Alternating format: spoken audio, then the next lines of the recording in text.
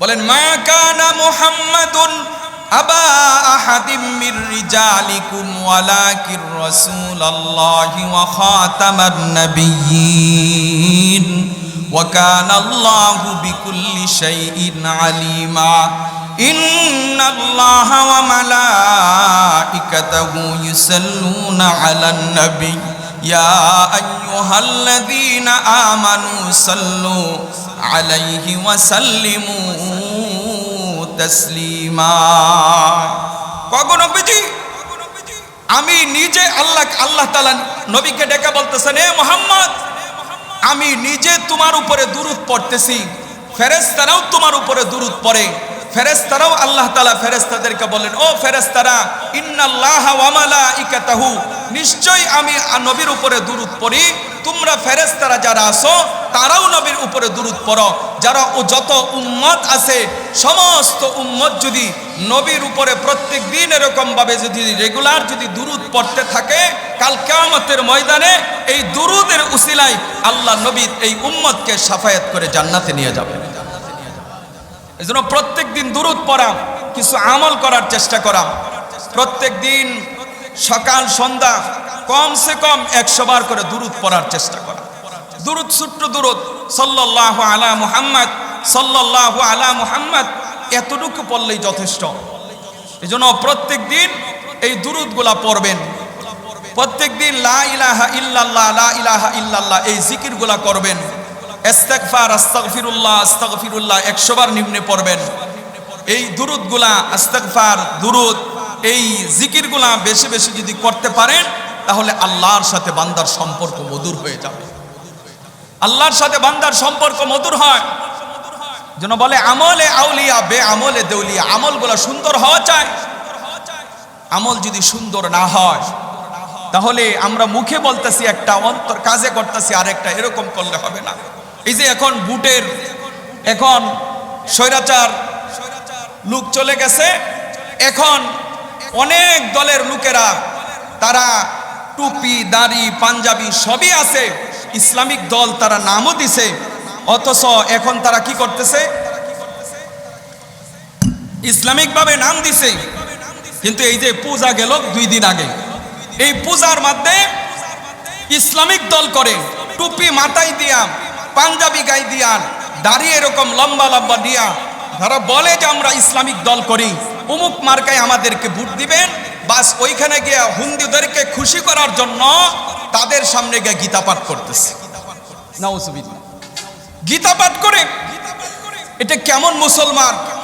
আপনি হিন্দুদেরকে খুশি করার জন্য, আপনি কয়েকটা ভোট পাওয়ার জন্য, শেয়ার পাওয়ার জন্য, আপনি ক্ষমতায় পাওয়ার জন্য হিন্দুত্ববাদীদেরকে আপনি খুশি করতেছেন। আপনি জানেন যারা অমুসলিম আছে, যারা এই যে যারা মূর্তি পূজা করে, হযরত ইব্রাহিম আলাইহিস সালাতু ওয়াস সালাম এই মূর্তিকে ভেঙে চুরমার করে দিয়েছিলেন, আর আপনি এই মূর্তিকে সমর্থন করতেছেন। আপনার ঈমান আছে কিনা আপনি কি জানেন? আপনার তো ঈমানই নাই, আপনি কিভাবে এটাকে সমর্থন করেন? টুপি দাড়ি মিলে এরকম ভাবে লেবাসদারি হয়ে আপনি রাষ্ট্রের, আপনি মালিক, আপনি রাষ্ট্রের দায়িত্ব আছেন যে আমার সব জায়গায় যেতে হবে, যাবেন, কোনো সমস্যা নাই, কিন্তু আপনি শিরককে সাপোর্ট করবেন, এইটা তো মুসলমান মেনে নিতে পারে না, ঠিক কিনা? আপনি কিভাবে এটা মেনে নেবেন? আপনি তো মুসলমান না, আপনি বলতেছেন আমি মুসলমান, আপনি আলেম, অথচ আপনি বৈশা হিন্দুদের নাচ দেখতেছেন, আপনি হিন্দুদের সাথে গেহেরে আপনি তুলুলু করতেছেন, তাদের সাথে গিয়ে খাইতেছেন। এটা তো সম্পূর্ণ ইসলাম বিরোধী। আমি ইমাম সাহেব, আমি যদি হিন্দুগর মন্দিরে গিয়ে আমি যদি তাদের সাথে গিয়ে বৈশা খাই, সাধারণ মানুষ কি বুঝবে যে ইমাম সাহেব যেহেতু মন্দিরে গেছে, তাহলে এখানে মনে যাওয়া ঠিক আছে, তাহলে আমরাও যাই, ঠিক কিনা? তাহলে আমার সাথে আমি গেলে যাবেন, তাহলে আমি একজন মুসলমান। মুসলমান হয়ে কখনো আমি মন্দিরের সাপোর্ট করতে পারি না, ঠিক কিনা? মুসলমান হয়ে কখনো আমি মন্দিরের কাছে যেতে পারি না। হ্যাঁ, আপনি ইউনিয়নের দায়িত্ব আছেন, দেশের দায়িত্ব আছেন, আপনি তাদেরকে তাওহীদের দাওয়াত দিতে হবে। তাদেরকে আপনি বলেন যে আমরা ইন্নাদ-দীনা ইনদাল্লাহিল ইসলাম, ইসলাম ধর্মই হলো প্রকৃত ধর্ম। অন্য দুনিয়াতে যত ধর্ম আসছে, এইগুলো ধর্ম হলো নিজের বাপ দাদার বানানো ধর্ম। এই ধর্ম, ওইগুলা ধর্ম ঠিক নয়। যেমন আল্লাহ নবীর চাচা হযরতে আবু তালেবকে আল্লাহ নবীকে দাওয়াত দিয়েছিলেন যে বলতেছিলেন যে চাচা আপনি কালিমা পড়েন। কালিমা পড়েছিল, আবু তালেবে কালিমা পড়ছিল। কালিমা পড়ার পরেও তারপরে যখন আবু জাহেল, উতবা, শাইবা এরা আইসা বলতেছে, হে আবু তালেব, তুমি আমাদের লিডার ছিলাম, তুমি আমাদেরকে মহব্বত করতা, ভালোবাসতা, তুমি তোমাদের কথা আমরা শুনতাম। এখন মুহাম্মাদের কথা হই না, তুমি বাপ দাদার ধর্মের মধ্যে তুমি মুখে তুমি চুনকালি দিবা, এটা কি সম্ভব? তুমি কি এই অপবাদ নিয়ে দুনিয়া থেকে যাইতে চাও? এই কথা যখন বলতেছিল, আবু তালেব বলতেছে, হে মুহাম্মদ, তোমার ধর্ম সত্য, তুমি সত্য, তোমার কাছে ওহী আছে, এটাও সত্য, তুমি শেষ নবী, এটাও সত্য, আমি তোমাকে বিশ্বাস করি। মুহাম্মদ, শুনে রাখো, আমি তোমাকে সবভাবে মহব্বত করি, ভালোবাসি, কিন্তু আমি মৃত্যুর সময় আমার বাপ দাদার ধর্মের মুখের মধ্যে চুনকালে দিয়ে আমি এই অপবাদ নিয়ে আমি মরতে চাই। তার এরকম বললেন যে মুহাম্মদ, তোমার কালিমা আমি তোমাকে ফেরত দিলাম, এই তোমার কালিমা তুমি নিয়ে যাও, তোমার সাথে আমার এই ধর্মের বিষয়ে আর কোনো তোমার সাথে সম্পর্ক নয়। আবু তালেব বেঈমান হয়ে দুনিয়া থেকে চলে গেলেন। আল্লাহ নবী কান্না করতেছিলেন যে হে আল্লাহ, কান্না করতেছিলেন যে চাচা আপনাকে আমি দুনিয়া থেকে ঈমান নিয়ে যাইবেন, আমি এটা পারলাম না আপনাকে, আপনি শেষ মুহূর্তে ঈমান গ্রহণ করেও আবার আপনি ঈমান আপনি ছাইরা দিলেন। চাচা, কিয়ামতের দিন আল্লাহর কাছে কি জবাব দিবেন? কি জবাব দিবেন? মুহতারাম হাজিরিন, আল্লাহ নবী ওই মুহূর্তেও সমস্ত মক্কার বড় বড় লিডাররা আব্দুল মুত্তালিবের কাছে চতুর্দিক দিয়ে আইসা তারে যখন আল্লাহ নবী এই দিকটা বলতেছে কালিমার দাওয়াত দেয়, আর ওই দিকটা আবু জাহেলের অন্য অমুসলিমরা তারা তাকে কালিমার থেকে যেন সরে যায় এই দাওয়াত দিতেছে। তো ওই সময় নবী তো ভয় পায় নাই। ওই সময় নবী বলছিল যে না, আমি যেটা ধর্ম বলতেছি, আমি যে ইসলাম ধর্ম পেয়েছি এটাই সত্য ধর্ম, দুনিয়াতে আর যত ধর্ম আছে এইগুলা মিথ্যা, এইগুলা নিজের বানানো ধর্ম, এইগুলা আল্লাহর মনোনীত ধর্ম নয়। তা আল্লাহ নবীকে তাকে এই কথাও বলছিল কাফের মুশরিকরা, বলছে হে মুহাম্মদ, তোমার ধর্ম তুমি ঠিক আছে, তোমার ধর্ম তুমি পালন করো, আমার ধর্ম আমরা পালন করি, তা আমরা সবাই মিলে জিলে আসো চলি। কেমনে? 6 মাস হলো গা আমাদের ধর্ম তুমি মানবা, আর 6 মাস হলো গা তোমার ধর্ম মুসলমান ধর্ম আমরা মানব। এই কথা যখন আল্লাহ নবীকে বলছিল, তখন আল্লাহ নবীর উপরে কোরআনের আয়াত নাজিল হয়ে দিয়েছে, কুল ইয়া আইয়ুহাল কাফিরুনা লা আ'বুদু মা তা'বুদুন ওয়ালা আনতুম আবিদুনা মা আ'বুদু ওয়ালা আনা আবিদুম মা আবাদতুম ওয়ালা আনতুম আবিদুনা মা আ'বুদু লাকুম দীনুকুম ওয়ালিয়া দীন। আল্লাহ নবীর উপর যখন কোরআনের আয়াত এটা নাযিল হয়ে গেল, লাকুম দীনুকুম ওয়ালিয়া দীন, ও মুহাম্মদ তুমি বলে দাও তোমরা যা পছন্দ করো আমি তোমরা যে খোদার ইবাদত করো আমি সেই খোদার ইবাদত করি না, আমি যেই খোদার ইবাদত করি তোমরা ওই খোদার ইবাদত করো না, বরং তোমাদের ধর্ম তোমাদের কাছে থাকুক, আমার ধর্ম আমার কাছে। এই আবু জাহেলের লোকেরা শোনো, কিন্তু ওই আয়াতটা ওই সময় নাজিল হয়েছিল, কিন্তু এখন কিন্তু এইটা আর চলবে না যে ও হিন্দু সম্প্রদায়েরা তোমাদের ধর্ম তোমরা পালন করো, আমাদের ধর্ম আমরা পালন করি, এই কথা বললে চলবে না। বরং ওই যারা ওইখানে যারা অমুসলিম যারা আছে তাদের ওইখানে যদি আপনি যান, তাহলে আপনার নিয়ত 1 নম্বরে থাকতে হবে, তাদেরকে আমি তাওহীদের কালিমার দাওয়াত দিব। এই কথা কালিমার দাওয়াত দেওয়ার জন্য তাদের কাছে যেতে হবে। আপনি ওইখানে গিয়ে প্রসাদ খাবেন, না না না, এটা কখনো সম্ভব নয়। আমরা তো হিন্দুদের দোকানে গিয়ে আমরা খাবার খাই, মিষ্টি খাইয়েন, আপনি খান, ওইটা তো আপনার নিজের টাকা দা কিনা খাইতেছেন, ওইটা ভিন্ন কথা। কিন্তু হিন্দু আপনাকে দাওয়াত দিল, আপনি তাদের কাছে গেলেন, তাদের দোকানে আপনি তাদের বাড়িতে গিয়ে প্রসাদ খাবেন, তাদের সাথে আপনি খানা খাবেন, না না না, এইটা আল্লাহ নবী বলে নাই, আল্লাহ এইটা বলে নাই। বরং তাদেরকে যতক্ষণ পর্যন্ত তারা তাওহীদের দাওয়াত না গ্রহণ করবে, তাদের ওইখানে 1 গ্লাস পানি পর্যন্ত পান করা যাবে না, পানি পর্যন্ত পান করা যাবে না। বলে অমুসলিম কবর বলা হইতেছে, হিন্দু ভাইয়েরা অমুসলিম ভাইয়েরা, আরে ভাই তারা আবার ভাই হয় কিভাবে? আল্লাহ নবী বলেন আল মুসলিম আখুল মুসলিম, এক মুসলমান আরেক মুসলমানের ভাই। এই কথা তো আল্লাহ কোরআনের ভিতরে কখনো বলে নাই, নবীও তো এই কথা বলে নাই। এক হিন্দু আরেক মুসলমান তারা ভাই ভাই, এক হিন্দু আরেক বৌদ্ধ তারা ভাই ভাই, এক হিন্দু এক মুসলমান আরেক বৌদ্ধ মানুষ তারা ভাই ভাই। এই কথা নবীজি কখনো বলে নাই। নবীজি বলে আল মুসলিম আখুল মুসলিম, এক মুসলমান আরেক মুসলমান ভাই ভাই। অমুসলিম কখনো আমার ভাই হতে পারে না, আমি তার ভাই হতে পারি না। কারণ শুধু একটাই, সে কালিমার দাওয়াত গ্রহণ করে নাই। সে যদি এই মুহূর্তে যদি কালিমার দাওয়াত গ্রহণ করে, তাহলে সে হবে এই মুহূর্তে সে আমার ভাই হয়ে যাবে। সে কালিমা গ্রহণ করলে আমার ভাই হবে, আর যদি কালিমা গ্রহণ না করে সে মুশরিক। মুশরিকদের সাথে কখনো করা যায় না, মুশরিকদের সাথে কখনো চলাফেরা করা, মুশরিকদের সাথে কখনো খাওয়া দাওয়া করা যায় না। মুশরিকদের সাথে তাদেরকে দুর্গাপুরের শুভেচ্ছা দেওয়া, এইটা কখনো ইসলাম সাপোর্ট করে না। আপনি বলতেছেন ধর্ম যার যার, উৎসব সবার, এটা সম্পূর্ণ কুফরি কথা, এটা সম্পূর্ণ হলো কুফরি কথা। এই কথা ঠিক নয়। ধর্ম যার যার, উৎসব তার তার, ঠিক কিনা? তাহলে আপনার তো স্লোগান এইটা দেওয়ার দরকার ছিল যে কি করতে হয়েছে, বিয়া যার যার, বউ হলো সবার, এটা বলার দরকার ছিল না। কিন্তু এইখানেও তো আপনি এই কথা বলেন না। আপনি বলবেন, এই কথা বলেন যে বিয়া যার যার, বউ হইলো সবার, গাছ যার যার, ফল হইলো সবার। এই কথা কি কেউ বলে? বলে গাছ আমার, ফলও আমার, বিয়া আমার, বউ আমার। তাহলে ধর্ম যার যার, উৎসব সবার, এইটা না। ধর্ম যার যার, উৎসব তার তার, ঠিক কিনা? ধর্ম যার যার, উৎসব সবার, এটা বলা যাবে না, এটা কুফরি কথা। এই কথা যে বিশ্বাস করবে তার ঈমান থাকবে না, ঈমান চলে যাবে। ও মুসলমান ভাইয়েরা, মুসলমানদের ঈমান আস্তে আস্তে ছিনিয়ে নিতেছে।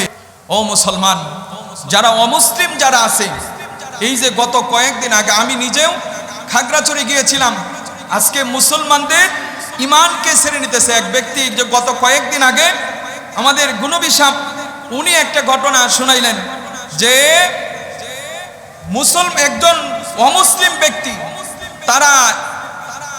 তারা দুইজন, তারা কি করছে, ওই হিন্দু ধর্ম বাদ দিয়ে মুসলমান ধর্ম গ্রহণ করেছে। এই জন্য মুসলমান ধর্ম গ্রহণ করার কারণে যে ব্যক্তিটা ফেরদৌস নামে, হাফেজ ফেরদৌস, উনি মুসলমান করেছেন। বলছ মুসলমান করেছেন, ইচ্ছাকৃতভাবে তারা মুসলমান হয়েছে। এবং ওই মেয়েগুলা, দুইজন মেয়ে, তারা এই কথা ফেসবুকে, ইউটিউবে এই কথা বলেছে যে দেখো, আমরা মুসলমান হয়েছি স্ব ইচ্ছায়, স্বজ্ঞানে আমরা মুসলমান হয়েছি, কারো চাপে আমরা মুসলমান হই নাই। তো এই কথা বলার পরেও যে ব্যক্তি মুসলমান বানাইছেন হাফেজ ফেরদৌস, ওই ব্যক্তির উপরে আক্রমণ করেছে। শুধু ওই ব্যক্তির উপরে আক্রমণ করেছে এমনটা নয়, তার বাড়ি ঘরের মধ্যে গিয়া, তার বাড়ি ঘরের পর্দা এরকম টিনের বেড়া ছিল, এই টিনের বেড়াটা এরকম ভাবে ভেঙে দিয়েছে। তার মা ছিল, তার স্ত্রী ছিল, বোন ছিল, তাদের উপরেও আক্রমণ করেছে, পর্দার ব্যাঘাত ঘটিয়েছে এই ইস্কুন নামে হিন্দু সম্প্রদায় লোকেরা। আপনি এই সমস্ত হিন্দু সম্প্রদায় লোকেরা, অনেক, সব হিন্দু একরকম না, সব হিন্দু তারা এরকম ভাবে সবার উপরে চড়াও হয় না। ইস্কন নামে যে বাংলাদেশে যে হিন্দু সম্প্রদায়ের গোষ্ঠীরা আছে, এরা কখনো মুসলমানদের ভালো চায় না। ওই মেয়েরা বলেছে আমরা স্বইচ্ছায় মুসলমান হয়েছি, তবু তাদের উপরে যে মুসলমান বানাইছে তার উপরে আক্রমণ করেছে হিন্দু সম্প্রদায়। যারা ওখানে হিন্দুদেরকে গিয়া খুশি করতে চান, যারা হিন্দুদের মন্দিরে গিয়া তারা এরকম ভাবে এরকম গীতা পাঠ করে, তাদের এরকম ভাবে শুভেচ্ছা জানায়, তাদেরকে এই কথাটা বোঝার দরকার যে আপনি যাদেরকে শুভেচ্ছা জানাইতেছেন, ওই সমস্ত সম্প্রদায়ের লোকেরাই মুসলমানদের উপর আক্রমণ করতেছে, নির্যাতন করতেছে। আপনি কি এইটা চোখে দেখেন না? আপনার তো এটা চোখে দেখার দরকার। আপনি তো মুসলমানদের ইজ্জত হানি করতেছে, মুসলমানদেরকে পর্দার লঙ্ঘন করাইতেছে। এইটা তো আপনার সচেতন থাকার দরকার যে আমার মুসলমান ভাইকে আক্রমণ করতেছে, আমার মুসলমান ভাইকে তো আমার আগে বাঁচানোর দরকার, ঠিক কিনা? কিন্তু সমাজের ভিতরে এইগুলা চলতেছে। তারা শুধু ক্ষমতায় পাওয়ার জন্য এখন তারা ভাবতেছে হিন্দুরা যদি ভোট দেয় তাহলে তো আমি তাড়াতাড়ি করে ক্ষমতায় যেতে পারবো। এই জন্য নাম দাড়ি, টুপি দাড়ি সব কিছুই লেবাস আছে, টুপি আছে, দাড়ি আছে, নামের শুরুতে মাওলানাও আছে। এই সমস্ত লোকেরা ক্ষমতায় বসার জন্য আজকে তারা কি করতেছে, হিন্দু সম্প্রদায়কে খুশি করার জন্য তাদের এখানে গিয়ে খাওয়া দাওয়া করতেছে, তাদের এখানে গিয়ে হেরা গীতা পাঠ করতেছে। এটা আসলে ক্ষমতালোভী মানুষ। যারা ক্ষমতায় বসতে চায়, অন্য গোষ্ঠীদের তাদেরকে বাহাবা দিয়া, তাদেরকে সমর্থন দিয়া আপনি শিরিককে সমর্থন করতেছেন। ইল্লা বিল শিরিক, শিরিক হলে সবচেয়ে বড় গুনাহ। যারা শিরিক করবে এরা কখনো জান্নাতে যেতে পারবে না।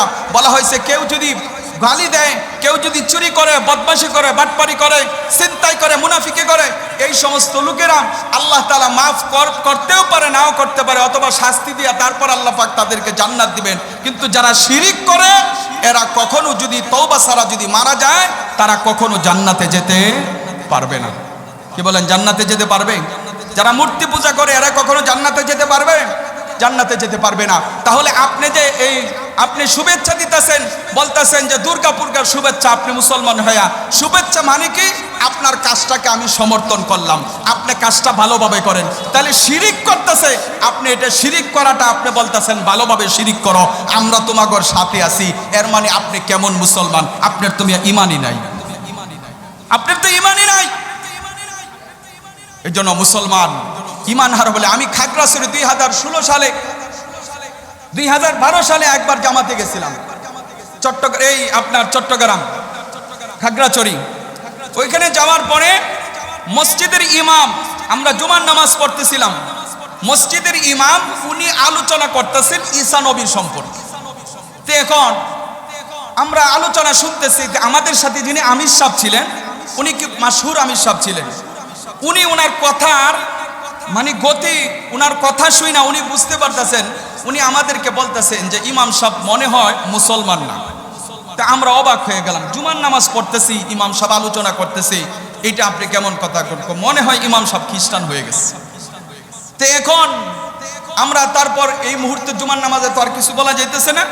তারপরে দেখা গেছে যে আমরা নামাজ শেষ হইলো, শেষ হওয়ার পরে কমিটিদেরকে গিয়ে আমাদের আমির সাহেব বললেন যে হযরত, এই ব্যক্তিটা আপনাদের ইমাম সাহেব মনে হয় খ্রিস্টান হয়ে গেছে।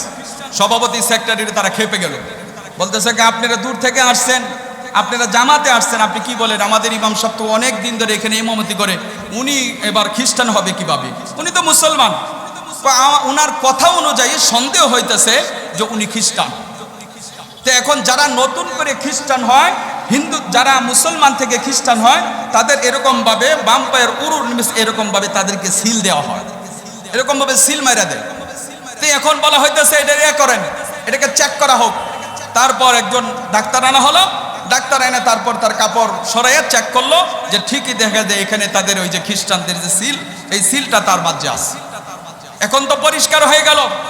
বলা হইতেছে যে আপনি কি ব্যাপার, আপনি একজন ইমাম মসজিদের মানুষদেরকে দিন শিখাইতেছেন, তা আপনি মানুষদেরকে খ্রিস্টান, আপনি নিজেও খ্রিস্টান, আপনি ইমামতি করতেছেন, এরা যারা নামাজ পড়তেছে কারো নামাজই তো হইতেছে না, আপনি এদেরকে খ্রিস্টান বানাইতেছেন, এর কারণটা কি? তখন উনি বলতেছে যে দেখেন, আমি মাত্র এখানে কয়েক হাজার টাকা বেতন পাই, আমার তো এগুলা দিয়ে চলে না, আমার পেটের অভাবে, আমার পেটের দায়ে, আমার পরিবার সহ আমরা এখনো মুসলমান, এখানে খ্রিস্টান হয়ে গেছি। খ্রিস্টান থেকে আমাদেরকে প্রতি মাসে 5,000 করে টাকা দেওয়া হয়, প্রত্যেক মাসে আমাদেরকে হাদিয়া দেওয়া হয়। একটাই কারণ যে আমরা মানুষদেরকে খ্রিস্টান যেন বানাই, বেশি বেশি খ্রিস্টানের দল যেন ভারী করি, এইটার জন্য আমাদেরকে কি করা হচ্ছে, আমাদেরকে দাওয়াত দেওয়া হচ্ছে, আমাদেরকে দাওয়াত দিছে, আমার পরিবার সহ ফ্যামিলি সহ সবাই আমরা খ্রিস্টান হয়ে গেছি, আমাদেরকে এইভাবে তারা চালাইছে। তো মুসলমান চিন্তা করে দেখেন যে একজন মসজিদের ইমাম, আপনি কিভাবে বুঝবেন যে এই ব্যক্তিটা আসলে মুসলমান না খ্রিস্টান? এটা সাধারণ মানুষ তো বুঝার কোনো বাউ নাই, বুঝার কোনো বাউ আছে? বাউ নাই। তে আমরা আলেম সমাজ ওইখানে যাওয়ার পরে আলহামদুলিল্লাহ এটা বুঝে আসছে, তারপর তাকে আবার তওবা করায়া তারপর তাকে আবার মুসলমান করা হয়েছে। এখন কি অবস্থা হইতেছে জানি না। তো মুসলমান এখন এরকম ভাবে সারা বাংলাদেশেই অমুসলিম যারা আছে, তারা অমুসলিম যারা আছে তারা কি করতেছে, মানুষ মুসলমানদেরকে অমুসলিম বানানোর জন্য তারা পাইতারা করতেছে। আপনি রোহিঙ্গা ক্যাম্পে যান, ওইখানে যাওয়ার পরে গিয়ে দেখবেন যে অধিকাংশ রোহিঙ্গাদেরকে এই আমেরিকা থেকে খ্রিস্টানরা আইসা তাদেরকে এরকমভাবে একটা চকলেট দেয়, তাদেরকে যারা অসহায় মানুষ তাদেরকে তো অল্প একটু সহযোগিতা করলেই তার প্রতি দুর্বল হয়ে যায়, ঠিক কিনা? মানুষ, আপনি যদি কাউকে দুর্বল বানাইতে চান তাহলে আপনি তাকে যদি পেট ভরে খাওয়ান, দেখবেন যে হ্যাঁ আপনার প্রতি দুর্বল হয়ে গেছে। তো এরকম খ্রিস্টানরা এই রোহিঙ্গা ক্যাম্পের মধ্যে, মুসলমানদের ক্যাম্পের মধ্যে গিয়া তাদেরকে এরকমভাবে তাদের চকলেট দেয়, বিভিন্ন এরকমভাবে খাবার দেয়, পোশাক দেয়, এইভাবে বুলায়া বুলায়া তাদেরকে মুসলমান থেকে নাম কাইটা এরকম খ্রিস্টানের মধ্যে নাম লেখাইতেছে। জামালপুরের দিকে যান, অধিকাংশ জায়গায় এরকমভাবে খ্রিস্টান হয়ে যেতেছে। এটার দিকটা খবর নাই। মুসলমান এরকমভাবে মুসলমান খ্রিস্টান হয়ে যাইতেছে, হিন্দু হয়ে যাইতেছে, এটার দিকটা খবর নাই। বাস আপনি গেহাইরা হিন্দুদের মন্দিরের মধ্যে গিয়ে আপনি তাদেরকে খুশি করার জন্য আপনি পুলো উলো দিতেছেন, আপনি বাহা দিতেছেন, আপনার জামে ইমান চলে যাইতেছে। এই বেঈমান হয়ে আপনি ক্ষমতায় বসে কি করবেন বলেন? একজন বেঈমান ক্ষমতায় বসে কি করবে? সে তো আরেকজনকে বেঈমান বানানোই পায়তারা করবে। একজন বেঈমান, একজন মুসলিম, সে চাইবে আরেকজন মুসলমান হোক, কিন্তু একজন বেঈমান ক্ষমতায় বৈশা তার মতো সবাই যেন বেঈমান হয়, এইটাই তো তারা পায়তারা করে। তাহলে আপনি কি করতেছেন? ক্ষমতার জন্য এত পাগল। ক্ষমতা আল্লাহ তাআলা দেয়, আবার ক্ষমতা আল্লাহ তাআলাই নেয়। 16 বছর 17 বছর যারা স্বৈরাচার, যারা এরকম ভাবে খাইলো বইলো, এখন তারা পালানোর পথ পাইতেছে না। অবস্থা খুব করুণ, অবস্থা খুব করুণ। এলাকায় থাকা যায় না, বিভিন্ন জায়গায় ঘোরাফেরা করতে হয়, দেশ ছেড়ে বিদেশে চলে যেতে হয়। এর কারণ কি? এর কারণ একটাই, যে ক্ষমতা পাইছি বা যেমনে মন সাহেবরে খালি ব্যবহার করি। মুসলমান, আল্লাহ ক্ষমতা দিছে, ক্ষমতা ভালোভাবে ব্যবহার করা। যার জির হক, এভাবে আল্লাহ নবী যেরকম ভাবে জন্মের পরে হক বুঝাই দিছেন যে এক স্তন আমার ভাইয়ের জন্য, আরেক স্তন আমার জন্য। আমার ভাইয়ের জন্য যেটা, এটা আমি পান করতে পারি না, কারণ আমার ভাই না খায়া থাকবে। এই জন্য জন্মের পরে এইটা উনি বুঝাই দিছেন। ইনসাফ কারে কয়? আল্লাহ নবীকে। এই জন্যই আল্লাহ তাআলা বলেন, ওয়ামা আরসালনাকা ইল্লা রাহমাতাল লিল আলামিন। ওগো নবীজি, আপনাকে আমি দুনিয়াতে রহমত হিসাবে পাঠিয়েছি। সবার জন্যই আপনি রহমত, সকল মাখলুকের জন্যই আপনি রহমত, বরকত। এই জন্য আপনি রহমত হিসাবে দুনিয়াতে আল্লাহ তাআলা নবীকে পাঠাইছেন। এই জন্য আমরা সকলেই নবীর সুন্নত অনুযায়ী চলবো তো ইনশাআল্লাহ? নবীর সুন্নত মানবো তো ইনশাআল্লাহ? নবীর সুন্নত মানার চেষ্টা করব। আমার জীবন চলে যাবে, তবু নবীর সুন্নত থেকে পিছপা হব না। আল্লাহর হুকুম এটা তো মানবই, নবীর হুকুম ইনশাআল্লাহ মানবো। আর যদি নবীকে যদি মহব্বত করি, নবীকে যদি ভালোবাসি, আল্লাহ তাআলা কোরআনের ভিতরে বলেন, কুল ইন কুনতুম তুহিব্বুনাল্লাহ ফাত্তাবিউনি ইউহিব্বুকুমুল্লাহ ওয়া ইয়াগফির লাকুম যুনুবাকুম ওয়াল্লাহু গফুরুর রহিম।